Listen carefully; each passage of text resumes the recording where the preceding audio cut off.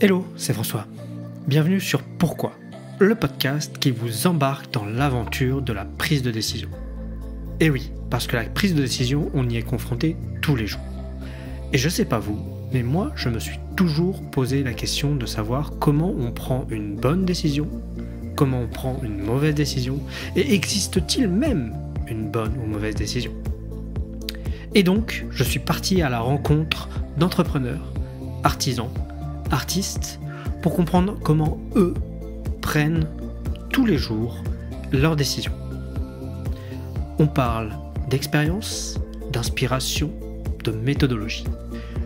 Et aujourd'hui, je vous embarque dans une toute nouvelle interview avec mon invité pour comprendre comment, au travers de son expérience, il prend ses décisions. Ah, et on se retrouve en fin d'épisode pour faire un petit débrief de ce qu'on a entendu aujourd'hui. Allez, je vous laisse sur l'épisode. Bonne écoute. Donc je me présente. Vas-y, je t'en prie. Je m'appelle pas Henri, je m'appelle Justine Bonneau. Du coup, je suis la fondatrice et dirigeante de l'entreprise Widulo, qui a un petit peu plus d'1 an. On a été créé en avril 2022. Et je suis aussi ingénieure et docteur en informatique industrielle.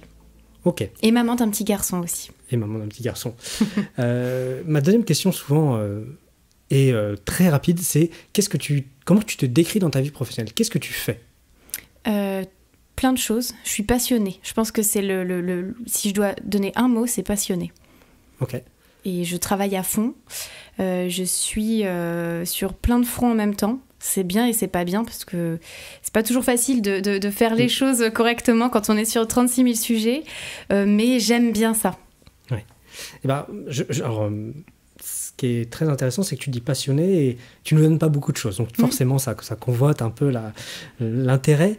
Avant de venir un peu sur ce que tu disais, Widulo, et d'expliquer un peu ce que vous faites, j'aimerais bien faire quelques pas en arrière. Alors déjà, pour donner un peu de contexte, expliquer, parce que je vais avoir certaines parties de réponses, même si moi je vais te les poser, parce qu'on se connaît, parce qu'on a travaillé ensemble.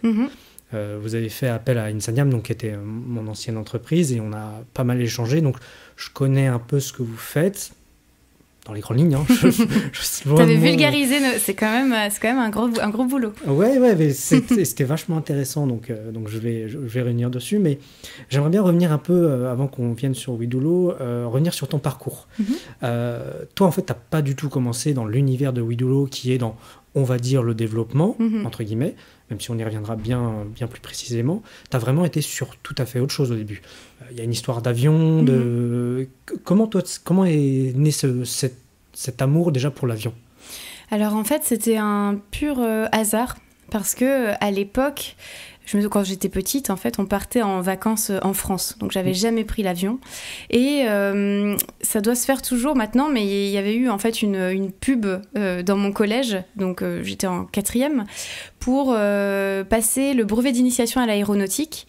Et en gros, ça coûtait, je crois, 50 ou 60 €, donc c'était vraiment rien du tout. Ça nous engageait pendant 1 année à venir faire des cours tous les samedis après-midi sur énormément de sujets aéronautiques, donc la météo, l'histoire de l'aviation, la connaissance des aéronefs, voilà, c'était très varié. Et on avait également 2 vols qui étaient compris donc dans des petits coucous, hein, c'était des vieux Cessna tout petits, et qui étaient compris en fait dans ce package. Et moi, qui connaissais pas du tout l'aéronautique, je m'étais dit, mais peut-être que jamais je volerai dans un avion, parce que je l'avais jamais fait. Et donc, c'est l'occasion pour moi de tester, et si ça me plaît, tant mieux, et si ça me plaît pas, c'est pas grave, je travaillerai pas, et puis voilà, ce sera juste un peu de temps passé pour rien. Et en fait, la première fois que je suis montée dans un avion et que l'avion a décollé, en plus j'avais un pilote qui était vraiment passionné, le vieux pilote qui faisait des trucs un peu fous en avion, et en fait je sais pas ce qui s'est passé, mais ça a vraiment déclenché en moi un amour incroyable pour les avions, pour le fait de voler de façon plus générale, puisque j'ai pas fait que de l'avion, et donc j'ai bossé comme une folle, parce qu'à ce moment-là je voulais même pas être pilote de ligne, mais ça je le dis pas souvent, je voulais être pilote de chasse. Ah oui. Et très vite j'ai su que j'avais des problèmes de vue, que j'avais pas avant, mais donc bon, alors là pour la chasse c'était foutu. Par contre pour la ligne c'était possible, donc j'ai redirigé en fait mon souhait vers le fait de devenir pilote de ligne. Moi qui à la base avait plutôt un profil littéraire, moi je suis passionnée de lettres, j'aime beaucoup lire, j'ai appris plein de langues.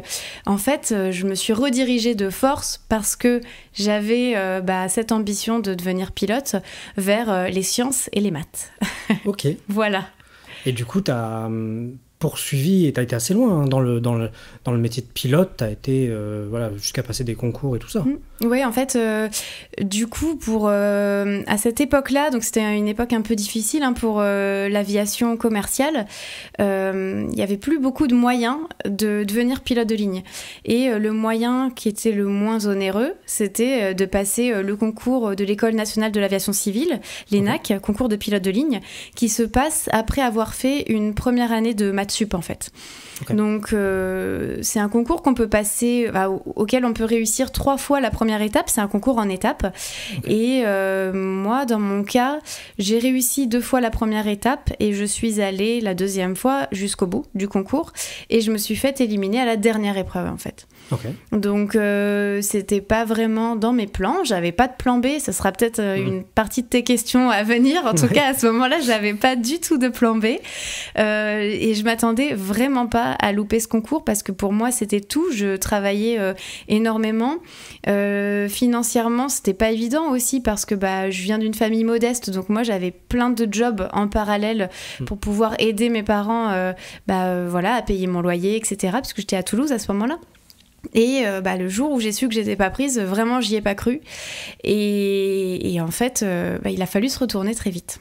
Oui, parce que de ce que je connais un tout petit peu, mais c'est-à-dire très peu, c'est un concours extrêmement dur où tu dois beaucoup travailler et avec peu de place. Oui, on était 30 sélectionnés à la fin du concours sur 1500 au départ et moi à la dernière épreuve on était 90 en compétition. D'accord. Et ils ont gardé 30 et du coup moi je travaillais comme une folle. Et notamment, c'est un concours pour lequel on peut payer des prépas payantes. Je l'avais pas fait la première fois que j'ai passé le concours, donc parce qu'évidemment à chaque étape c'est des choses différentes qu'on vous demande. Et là, j'avais pas voulu le faire pour la dernière épreuve, qui est une épreuve plutôt psychologique, une épreuve de personnalité, pour voir un petit peu comment est-ce que vous seriez en adéquation avec justement ce métier de capitaine et du coup de commandant de bord. Et j'avais pas souhaité la faire et finalement je pense que sans la prépa, évidemment, il doit y avoir des contre-exemples, mais en tout cas, sans la prépa, je trouvais ça extrêmement difficile de l'avoir. Et je trouve ça très dommage parce que, l'école gratuite pour tous, quand les concours sont conditionnés à des prépas payantes, voilà. Ouais. Bon, c'est des sujets, même c'est très vrai, parce que moi, pour te dire, j'ai mon frère qui a fait des écoles de commerce. Il n'a pas fait de prépa, mais je sais que c'est aussi le cas dans des écoles de commerce qui te préparent les concours. Ouais. C'est l'égalité des chances qui est un peu biaisée, mais bon. Et justement, tu disais que après cette période qui a été très forte dans ta vie, tu n'avais pas prévu de plan B, et pourtant, après, pour en être aujourd'hui où tu en es, tu t'es dirigé, il me semble, vers de la science et de la recherche notamment. Comment on passe de pilote d'avion à de la recherche, et de la recherche plutôt poussée? Parce que tu n'étais pas sur un sujet simple du genre biologie ou je sais pas, c'était vraiment très particulier. Mais c'était le hasard encore en fait, parce que le hasard et puis un petit peu de bêtises, mais qui m'a amené à des bonnes choses, puisque à l'époque je suivais mon petit ami de l'époque et donc pas de concours, donc il fallait bien trouver une autre école et puis j'allais pas rester 1 an à rien faire, donc j'ai cherché des écoles sur dossier, des écoles d'ingénieurs, puisque j'avais fait quand même maths sup, maths spé. Moi, j'avais fini en fait ces 2 années, ça s'était bien passé, et donc j'ai cherché des écoles d'ingénieurs que je pouvais intégrer sur dossier. Voulant suivre la personne avec qui j'étais à ce moment-là, j'ai candidaté à l'INSA de Rennes. Donc pour laquelle j'ai été prise tout de suite. À ce moment-là, je voulais encore repasser mon concours de pilote. Je savais pas que je le repasserais pas. Et j'ai candidaté dans la filière électronique et informatique industrielle, qui décrivait ça comme on travaille dans les systèmes embarqués. Et moi, à l'époque, je pensais que ça voulait dire des avions. En fait, bon, c'était très, très réducteur. Mais c'est pour ça que, du coup, je suis arrivée dans cette école-là. Ça n'a pas été facile parce qu'il y avait énormément de sujets sur lesquels j'avais pas les compétences et les connaissances. Donc j'ai travaillé dur pour pouvoir remonter le niveau. Et j'ai rencontré, alors pas la première année d'école d'ingénieur, mais la deuxième, j'ai rencontré par le biais d'un parcours qui s'appelle le parcours recherche, qui permet de travailler sur un sujet concret avec un chercheur, Daniel Ménard, qui a été mon directeur de thèse, et avec lequel j'ai travaillé sur un sujet qui était très mathématique. Et pourquoi ? Parce que j'aime les maths. Donc en fait, moi, j'y suis allée pas pour la recherche, j'y suis allée parce que le sujet me plaisait, m'intéressait. Et ensuite, j'ai découvert un univers qui m'a plu. J'ai adoré collaborer avec Daniel, c'est pour ça qu'ensuite j'étais très contente de pouvoir faire une thèse avec lui, encore une fois sur un sujet mathématique. Donc si ce sujet-là n'avait pas été celui-là, je n'aurais probablement pas fait de thèse. Je sais pas ce que je ferais aujourd'hui, mais voilà comment j'en suis arrivée dans le monde de la recherche. Ok, mais c'est intéressant parce que souvent on se rapproche d'école, on travaille sur des sujets parce que c'est dans la grande passion, c'est dans la lignée. Et toi, tu as vraiment été sur des sujets parce que t'aimais la matière fondamentale et résoudre. Ce que moi j'entends, c'est que tu aimais le sujet et que tu voulais travailler sur un sujet concret en fait. Oui, tout à fait. C'est ça qui t'a un peu guidé en fait. C'est vraiment le sujet, et vraiment, je pense que s'il n'y avait pas eu ce sujet, je crois que je l'avais dit d'ailleurs à Daniel, parce qu'une thèse, il faut que le financement soit accepté, il faut que le sujet soit accepté par l'école doctorale, donc c'est aussi un chemin. Et on avait identifié cette thèse très tôt, mais moi je crois que je lui avais dit, si le sujet ne passe pas, je ne pense pas que j'en ferai une autre. Enfin, moi c'est ça qui m'intéresse. Et c'était encore très loin de ce qu'on fait aujourd'hui chez Widulo, parce que à l'époque c'était très mathématique. Ça avait pas du tout, on n'avait pas encore vraiment l'idée de l'application de ces sujets-là aux problématiques industrielles. Donc c'était vraiment pour l'amour des maths. Ouais. Et d'ailleurs c'est ça qui est intéressant, c'est que ta thèse va donner, et on va en parler, va donner vie à Widulo, mais je me suis amusé à aller chercher le titre de ta thèse, si je ne me suis pas trompé, et tu parles quand même, parce qu'il faut que je le donne, c'est « Analyse d'erreurs pour les systèmes utilisant des calculs approximés ». Autant dire du charabia pour la plupart des gens. Oui, c'est loin, tout ça. C'est loin. Et j'ai essayé de lire le descriptif, bon... Voilà, on va pas se mentir. Mais c'est comment tu pourrais nous décrire, j'aime beaucoup cet exercice qui est fait par Le Monde, de parler de sa thèse en 5 minutes. Alors, je ne vais pas te dire en 5 minutes de me résumer ta thèse, mais c'est quoi le sujet de ta thèse en fait ? En fait, le sujet de ma thèse, il m'a fallu du temps pour comprendre que c'était le sujet de ma thèse. Il y a plein de techniques aujourd'hui qui permettent, dans l'informatique, de réduire la consommation d'énergie des produits électroniques, qui embarquent de l'informatique pour pouvoir les faire fonctionner. Sauf que ces techniques-là, elles sont peu utilisées, parce que parfois, on va jouer un peu sur la qualité de l'application. Typiquement, si vous avez une application qui doit nettoyer une image, débruiter une image ou un signal audio, l'utilisateur humain qui a une perception qui est limitée, on va pouvoir aller jouer justement sur la qualité de ce nettoyage et de ce filtre. Et le truc, c'est que il faut des moyens de modéliser ces dégradations qu'on va induire par l'utilisation de ces techniques-là. Et en gros, le sujet de ma thèse, c'était ça, sur tout un tas de techniques. Donc, les techniques, je devais caractériser en fait la dégradation qui était associée avec les techniques qui amélioraient la consommation d'énergie dans ces systèmes. Ok, donc effectivement, ce qui va beaucoup s'approcher de Widulo, mais ça, on va en reparler. Et toujours pour rester sur ton parcours, ce qui est intéressant, c'est que tu as ton évolution, tu fais une école d'ingénieur, la thèse. Souvent, les gens qui font de la thèse se dirigent soit vers de la recherche, parfois de la recherche appliquée, mais peuvent intégrer des entreprises, ça arrive même régulièrement, mais peut créer sa boîte. Qu'est-ce qui, toi, t'a amené à te dire, ok, là, il y a un truc à faire, je vais créer ma boîte et je vais avancer je vais avancer et faire ça, quoi. En fait, on avait été sollicité avant ma thèse déjà, avec Daniel, par un industriel qui avait besoin qu'on l'aide à intégrer une de ces techniques dont je te parlais juste avant. Et à ce moment-là, je me suis... Et cet industriel-là, à l'issue en fait de ce travail-là, m'a demandé si je pouvais me mettre en consultante pour continuer à les accompagner après mon... J'étais en stage à ce moment-là, pour continuer à les accompagner après mon stage. Et avec Daniel, on s'est dit, c'était marrant, il y a peut-être un truc à faire, c'est que ça doit être difficile quand même. Et donc ma thèse s'est concentrée sur ces aspects-là. On a essayé de travailler justement à accélérer, à automatiser un petit peu l'intégration de ces techniques dans des logiciels industriels. Et puis un jour on a senti qu'on avait eu une bonne idée avec Daniel. Et un jour, on m'a fait une réflexion. Je crois que c'était mon président du jury de thèse, du coup avec qui je collaborais et avec qui je travaillais encore, qui a dit en rigolant, tiens Justine, elle voudrait pas monter une boîte. Et du coup, mais vraiment, moi je n'avais aucune connaissance de l'entrepreneuriat, de tous les sujets qui touchent à l'entrepreneuriat.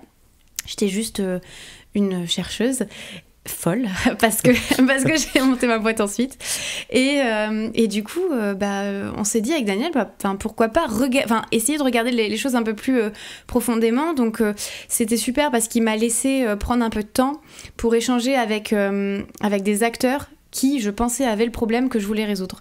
Donc en gros, à ce moment-là, moi j'ai cherché des petites formations sur le net, des trucs d'entrepreneuriat pour essayer de voir par quel bout prendre ce problème.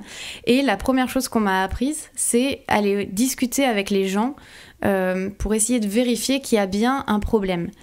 Parce qu'on est dans la recherche, on résout plein de choses, mais de là à ce que des gens soient capables pour payer pour ce qu'on résout, c'était pas gagné. Et donc Daniel a été super parce qu'il m'a laissé du temps pour aller discuter avec des industriels. Donc moi j'ai contacté par LinkedIn une 50aine de personnes et j'étais très étonnée que beaucoup de personnes veuillent bien me répondre et échanger avec moi. Et je leur ai demandé comment ils résolvaient ce problème aujourd'hui. Et donc, du coup, à la fin de ma thèse, j'étais convaincue qu'il y avait quelque chose à faire. Et j'ai eu la chance ensuite de pouvoir avoir le soutien d'INRIA qui est un startup studio qui accompagne les chercheurs qui veulent monter des boîtes sur des travaux de recherche. C'est cette intelligence, parce que moi je parle vraiment d'intelligence, d'aller d'abord vérifier qu'il y a un besoin, parce que c'est qu'il y a un besoin, est très intéressant parce que souvent quand on construit une boîte, on se dit tiens j'ai une bonne idée, je monte mon produit, mon service, et après je vais démarcher. Et c'est là où on se rend compte qu'il n'y a pas besoin, qu'on fait des pivots, enfin bref, des choses comme ça. Mais j'avais pas de sous, donc peut-être que c'est ça aussi, le fait de créer sa boîte si jeune et avec un salaire ou un chômage qui provient de la thèse, ça fait qu'on a très peu de moyens. Ouais. Donc on peut pas se planter en fait. Moi j'avais... Mon compte à rebours, en fait, il était lancé. Je voulais pas me lancer là-dedans si j'avais pas un minimum de pif qui avait quelque chose. Ouais. Parce que vraiment, j'avais pas de moyens. Ouais, mais c'est pas le premier réflexe que souvent les entrepreneurs ont. Et c'est pour ça que je trouve ça très intéressant et bravo à toi, entre guillemets, de l'avoir fait parce que on voit où ça mène aujourd'hui et c'est vachement intéressant. Et je voulais justement souligner que ce premier réflexe, c'était très intéressant. Et du coup, c'est le programme que tu as intégré de Startup Studio, c'est à peu près 1 an, je crois. Ouais, c'est ça. Comme ça. C'est 1 an, et à l'époque, alors je sais qu'il y a eu des changements, mais j'avais le financement pour... donc l'entreprise n'était pas créée, c'était vraiment 1 an de maturation technologique avant la création. Et j'avais du financement pour moi, donc mon salaire pendant 1 an, et aussi une autre personne que je recrutais pendant ce programme-là, et avec l'espoir que cette personne devienne mon cofondateur. Okay. Ce qui n'a pas été le cas. Mais c'est super parce que ça vous donne l'opportunité, de pouvoir attirer une personne et peut-être qu'elle soit la bonne pour monter la boîte avec elle, alors que vous avez un petit peu de moyens pour la payer quand même. Et en plus, c'est génial parce que ça vous laisse 1 an où vous risquez pas grand-chose. Et ça, pour monter une entreprise, surtout issue de travaux de recherche, c'est super. Ouais, et puis de tourner le sujet qui est sûrement très complexe au niveau de la recherche et d'en faire un produit, et vous voyez pas, mais je mets des gros guillemets parce que accessible, accessible aux industriels, à ta cible, c'est vachement important de travailler sur ça. Donc, ok. Et pure question, et tu me réponds si tu veux, qu'est devenue cette seconde personne ? Je sais pas trop parce que en fait très vite à son arrivée, moi je sentais que ça matcherait pas En fait, c'est compliqué parce que je sais pas si c'est partout, c'est-à-dire dans le monde entier un peu pareil, mais en tout cas, ici en France, c'est très mal vu d'être un solo entrepreneur. Vraiment. Et c'est vu comme un risque. Et je comprends. Mais faire du mariage forcé, c'est pas bien. Et moi, du coup, je cherchais vraiment... Alors en plus, à ce moment-là, je ne savais pas quoi chercher comme compétences. Je suis allée chercher des compétences techniques. Pas les bonnes en plus. Alors, moi, ça, c'est des erreurs que j'ai faites. Mais bon, si on les fait pas, après, on n'apprend pas. Mais en tout cas, je cherchais pas les bonnes compétences. Et puis, je trouve qu'on peut pas recruter en fait un cofondateur. Ça marche pas comme ça. Maintenant... je travaille aujourd'hui avec une personne qui n'est pas à mon capital, mais que j'ai envie d'associer et d'avoir à mon capital. Mais en fait, on travaille ensemble depuis plus d'1 an. Et en fait, la confiance, elle se crée au bout d'un moment. Et au bout d'un moment, on se dit, oui, cette personne-là, je sais que je peux totalement me reposer sur elle. Mais là, la personne, à l'époque, je pense, n'était pas dans une dynamique de monter une boîte, déjà. Et puis, c'est vrai qu'on n'avait pas le feeling. Et ça, c'est un truc hyper important. Il faut apprécier passer du temps avec les gens. Et là, on était différents. C'est pas une personne que je n'aimais pas, mais c'est une personne avec qui je ne partageais rien. Et donc, ça l'a pas fait. Mais c'est souvent une problématique qu'il y a avec les associés. Hein. Et moi, j'ai rencontré cette problématique parce que j'ai cofondé ma boîte il y a plus de 10 ans. En fait, c'était quelqu'un que je connaissais bien et qu'on faisait du sport ensemble, on s'entendait bien, on l'a monté à boîte. Et en fait, c'était... on a beaucoup discuté. On a discuté pendant plus d'1 an avant de se lancer. Mais, après, ça a conduit à d'autres choses, mais il y avait vraiment une entente. Et ce que les gens ne comprennent pas, et c'est là, comme ma mère m'a demandé d'expliquer un peu l'entrepreneuriat, parce que mes parents sont profs, donc autant dire l'entrepreneuriat, ils n'y connaissaient rien. Et je lui ai pris cette comparaison de dire, en fait, avec ce mec, je vais me marier, alors professionnellement. Donc, ça veut dire que je vais le voir plus de 7 heures par jour, travailler avec lui, réfléchir avec lui, et des fois vivre avec lui. Et ce lien est souvent nécessaire, faut qu'il soit fort, faut être sur la même état d'esprit, les mêmes envies et tout ça. Donc c'est quelque chose de très dur, et c'est là où je suis complètement d'accord que marier 2 personnes de force, ça marche. J'ai entendu des histoires comme quoi ça marchait, mais c'est quand même plutôt rare. Ouais, et puis du coup ça vous force en fait à vouloir vous associer à tout prix. Et ça, je trouve que c'est vraiment mauvais. Et moi, j'ai eu vraiment beaucoup de chance parce que du coup, j'ai créé l'entreprise avec une filiale de Bouygues Télécom et ils m'ont fait confiance à moi. Et je trouve ça super fort parce que c'est les premiers qui ont eu l'intelligence de pas se dire elle est toute seule, oh là là, c'est louche, ou alors peut-être elle s'entend avec personne, ou enfin, parce qu'on m'a sorti des choses comme ça aussi. Non, c'est juste qu'il faut du temps pour trouver la bonne personne, en fait, c'est tout. Et que c'est pas si simple. Comme quand on se marie, exactement. C'est pas si simple. C'est pas si simple. mais du coup, donc tu parles de Bouygues Télécom. Justement, comment est venue cette aventure ? Parce que donc, au bout de cette année de recherche, de construction d'entreprise, je suppose que tu en viens à créer l'entreprise. Pas encore. Pas encore ? Non. Ok. Alors là, il faut que tu m'expliques un peu comment ça se passe. En fait, moi, je voulais créer l'entreprise à partir du moment où j'avais besoin de la créer. Donc, soit je la créais parce que j'avais un client qui était prêt à payer, ou alors parce que j'avais une levée de fonds. Parce que moi, je savais aussi que l'entreprise que j'ai créée, c'est une entreprise avec des expertises différentes, notamment au niveau du logiciel. Moi, je suis pas architecte logiciel, je suis pas développeur front-end, je suis pas développeur back-end, tout ça, j'ai pas. Ouais. Et puis, j'ai encore moins les aspects marketing, vente, tout ça. Et donc, je savais qu'il me fallait plein de talents avec moi, donc des sous. Il me fallait des moyens. Et donc, pendant cette année de maturation, j'ai cherché à lever des fonds. J'ai pas réussi. J'avais vu plein de fonds qui étaient intéressés, mais à chaque fois il fallait le produit, ou il fallait l'équipe, ou il fallait un client, ou ça marchait jamais. Et du coup, impossible de lever de l'argent.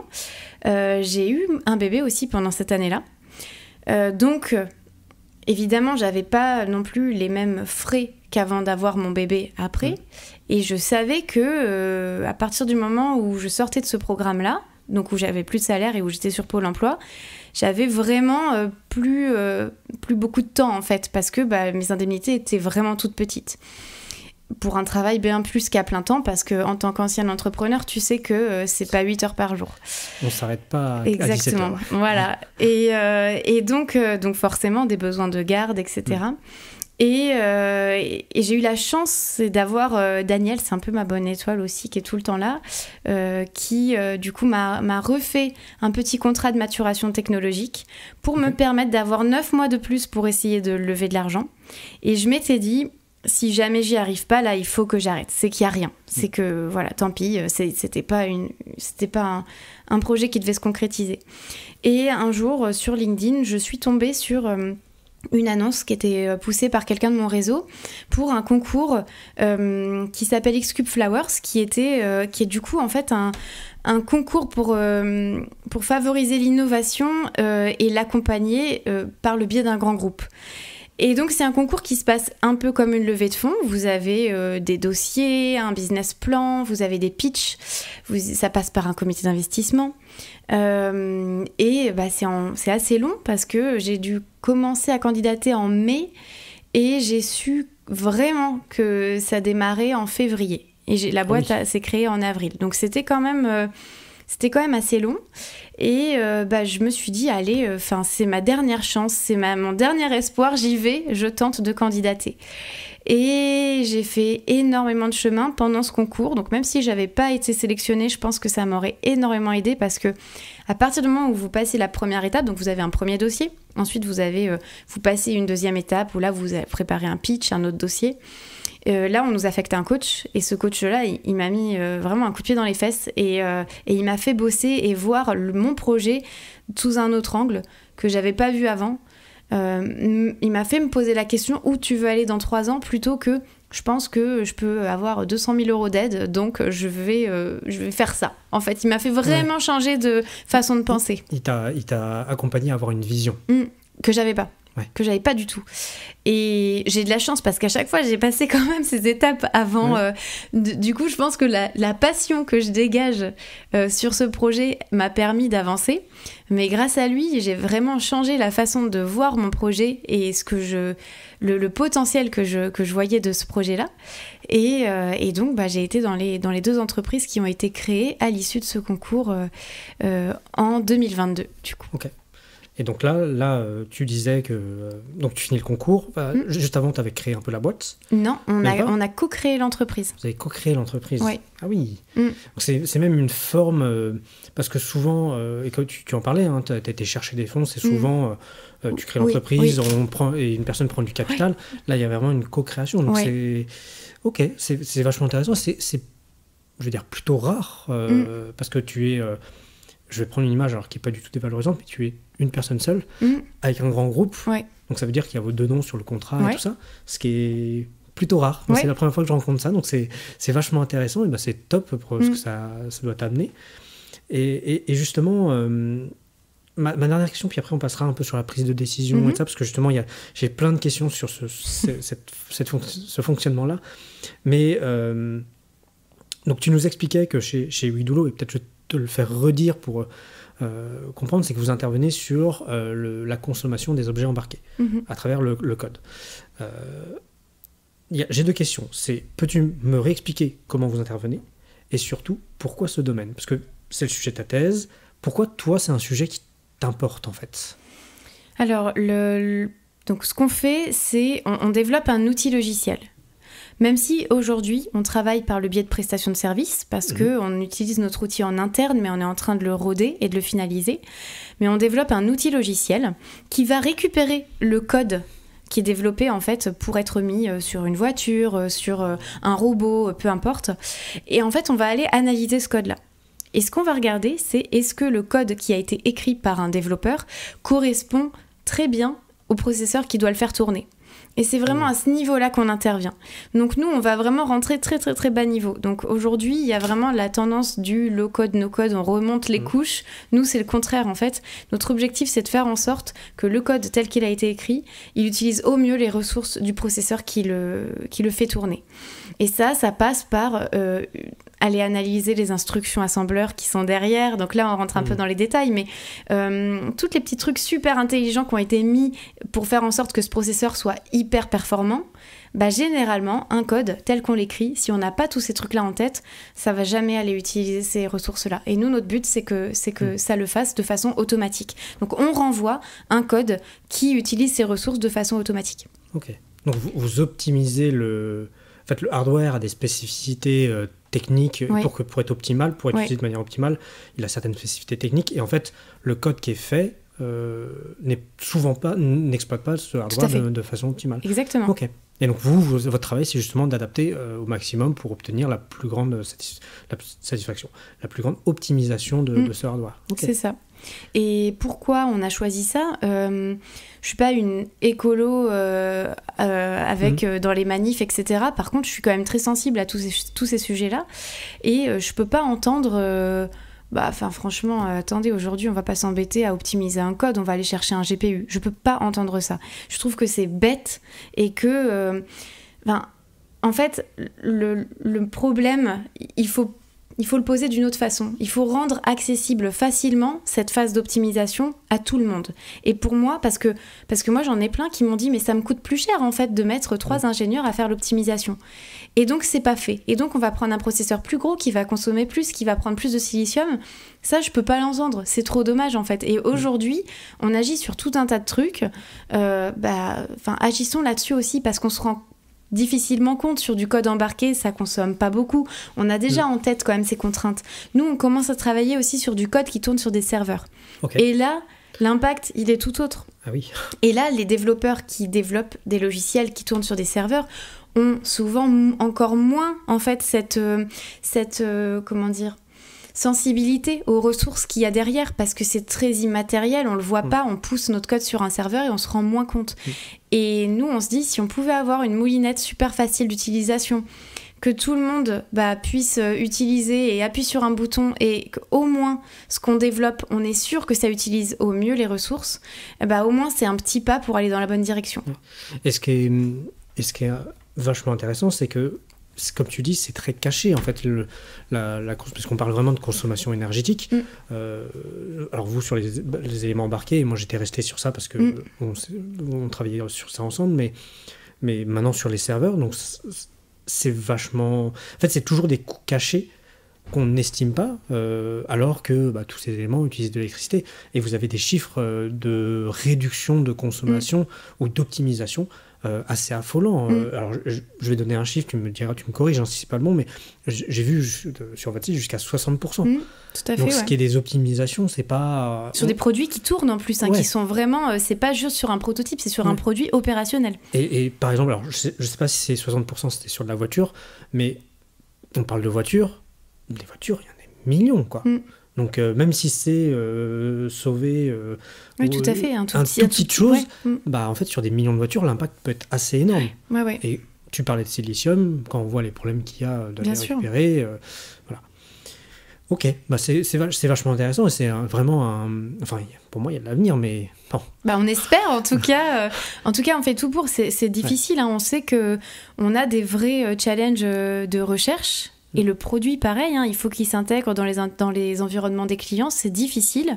Par contre, pour l'instant, on a une équipe du tonnerre et on essaie d'avancer pas après pas en se donnant en fait des objectifs de répondre à certaines hypothèses pour se dire ok, on va dans la bonne direction.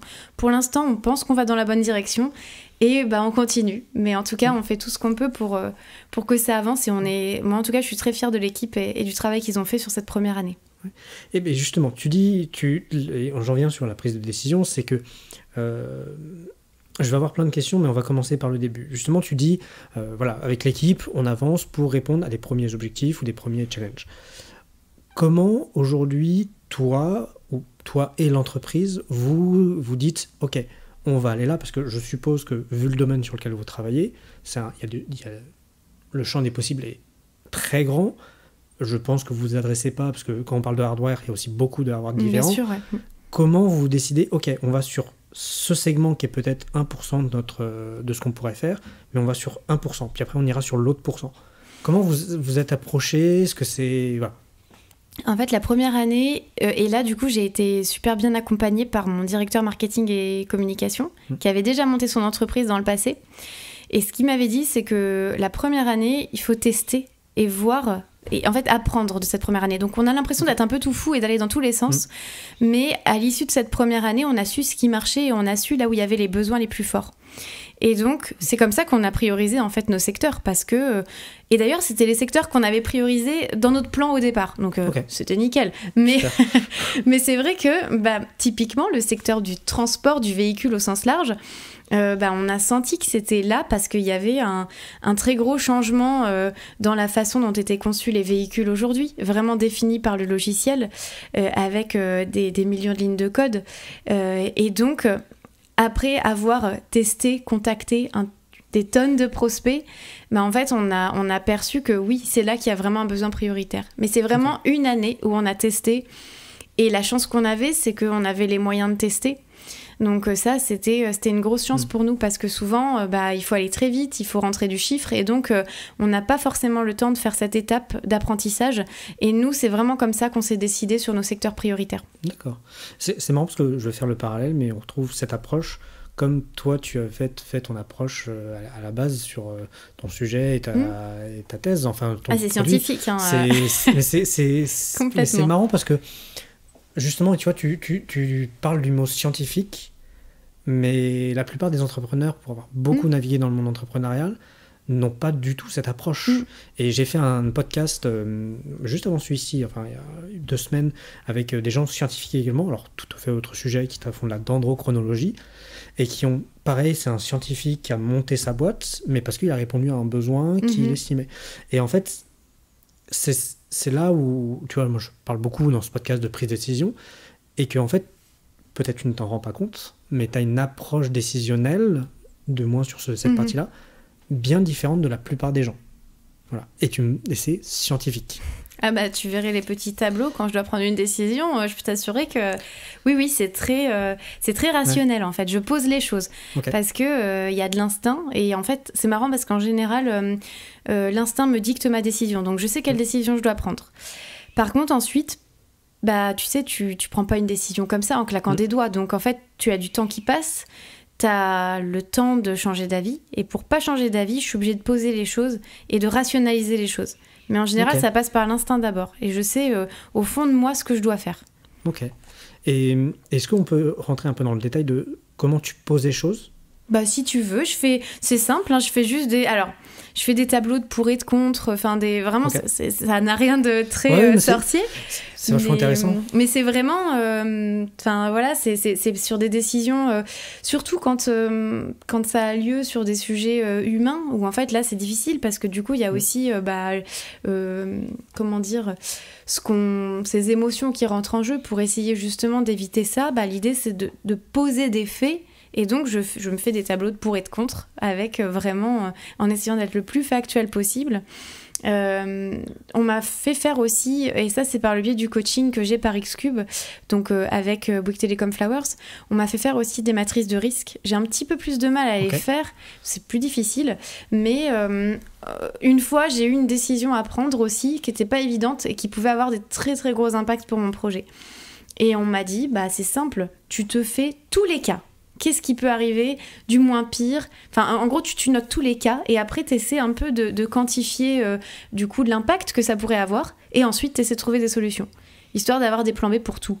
Et donc, voilà un petit peu...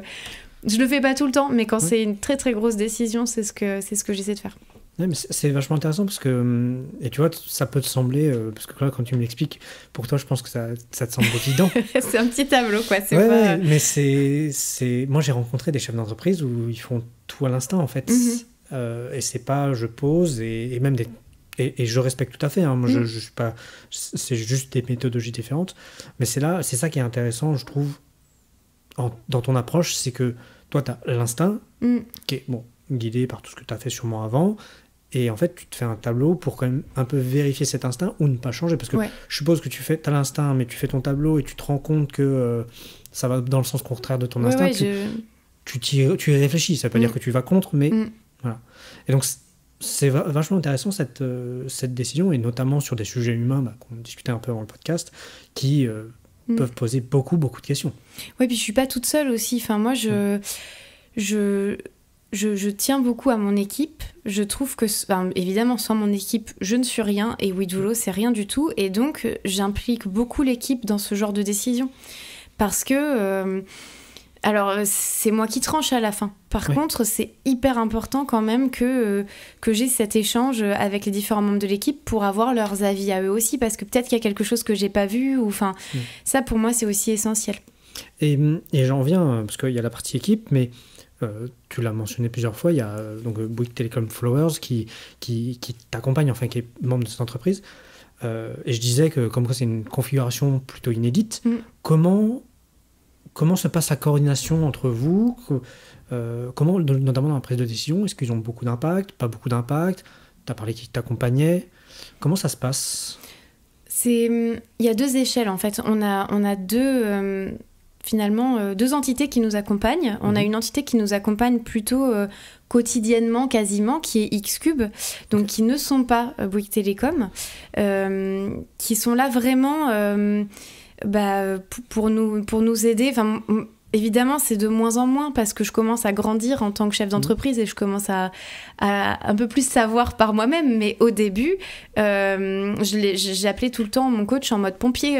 Allô, j'ai fait une bêtise ou machin. Et c'était super parce que du coup, il m'a fait me sortir de plein de situations ou alors me faire relativiser beaucoup de choses. Enfin, donc ça, c'était... Et je sais que je peux toujours le contacter si j'ai une question, et même sur des questions toutes bêtes d'entrepreneur, des trucs pratico-pratiques qu'on n'apprend pas, en fait, qu'on apprend sur le tas.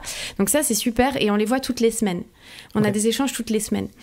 Et à part ça, tous les 3 mois, en fait, on a un comité stratégique qui est du coup constitué de personnes, en fait, de Bouygues Télécom et de Bouygues Développement, qui permet plutôt à plus haut niveau de vérifier en fait que on va dans la bonne direction. Mais on est vraiment ensemble, et ce que je trouve très chouette, c'est que c'est vraiment un échange pour savoir ce qu'ils pensent en fait de par où, enfin voilà, des choix qu'on prend, vers où on va. Et après, quand il y a des décisions, évidemment, il y a des décisions qu'on ne peut pas prendre seul, qui doivent être votées du coup par le comité stratégique. On nous a jamais refusé une décision sans raison. Et donc, ça se fait de façon très intelligente, mais c'est vraiment sur des décisions impactantes quand même. Donc le quotidien de la boîte, c'est moi qui le gère.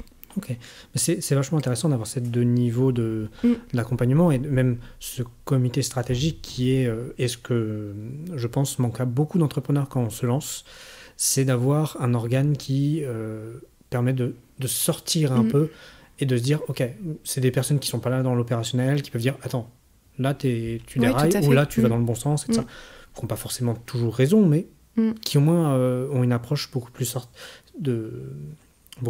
externe.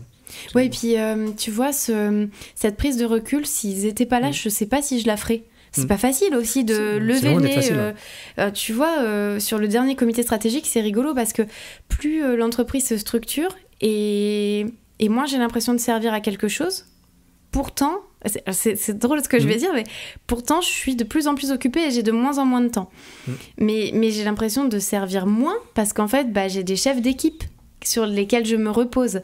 Et donc, pour préparer les 2 derniers comités stratégiques, je me disais, mais c'est pas possible. En fait, c'est mes chefs d'équipe qui vont présenter leur travail et moi, en fait, je présente quoi? Et en fait, c'est là où, en fait, c'est important. Je présente la vision, je présente l'ambition, où on veut aller, c'est quoi le chemin, c'est quoi les étapes. Et grâce à ces comités stratégiques, du coup, ça me force à prendre ce recul. Et pour moi, en fait, je pense que la cohérence dont tous les employés ont besoin, parce qu'ils ont tous besoin de savoir où on va, je l'ai, et en tout cas j'essaie de l'afficher et de la penser et de la sortir grâce à ces moments où je suis forcée finalement à réfléchir et à lever un peu la tête. Et c'est là où tu touches un point qui, moi, m'est apparu dans les 2 dernières années chez Insiam, c'est que j'ai également pris de la hauteur, dans le sens où j'ai accédé à des fonctions de direction, et tu as des gens en dessous de toi, moi c'était chef de projet, qui devaient exécuter, et j'ai eu ce même sentiment d'inutilité. De me dire, en fait... C'est bizarre, oui. Je ne sers plus à rien. En fait, pas du tout. Et en fait, pas du tout, parce que tu as cette vision, et tu le dis très très bien, je trouve, cette vision au-dessus qui est de... en fait, toi, tu vois l'ensemble, et eux ne voient que peut-être 5%. Et toi, tu dois faire que tous les chefs d'équipe travailler ensemble pour arriver à ta vision.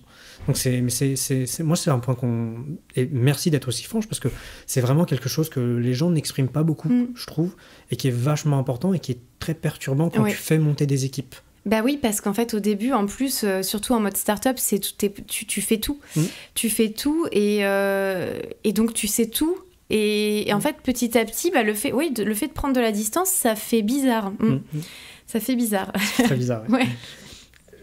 Dernière question, parce que je vois l'heure et je sais que tu as une contrainte après. Pour toi, je reviens un peu sur les prises de décision. Tu es beaucoup confronté à des grands groupes. Je sais que vos clients sont pas mal de grands groupes. Oui. Alors, même si je pense que vous avez un panel assez large, mais ce qui m'intéresse notamment sur les grands groupes, c'est un peu...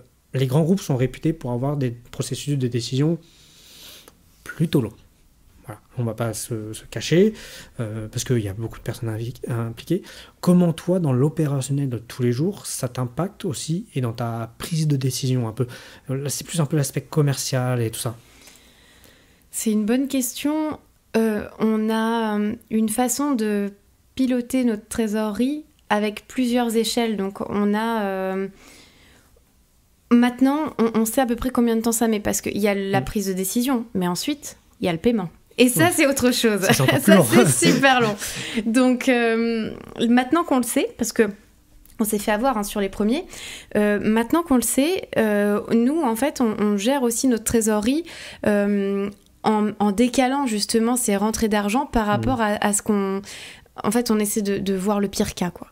Et de se dire, ok, là, je sais que celui-là, ça commence là, je facturerai dans certainement 3 mois, et du coup, je serai payée peut-être dans 3 autres, quoi. Ouais. Et donc, on essaie de l'impacter au niveau de notre prévisionnel. Ça nous fait un prévisionnel qui est compliqué, parce que du coup, c'est une vraie usine à gaz. Mais au moins, ça nous permet de prendre en compte ces éléments-là, parce que ça, c'est un vrai risque. Et moi, je ne l'avais pas anticipé, cette difficulté et cette longueur dans le paiement. Autant dans la décision, je savais que ça serait long.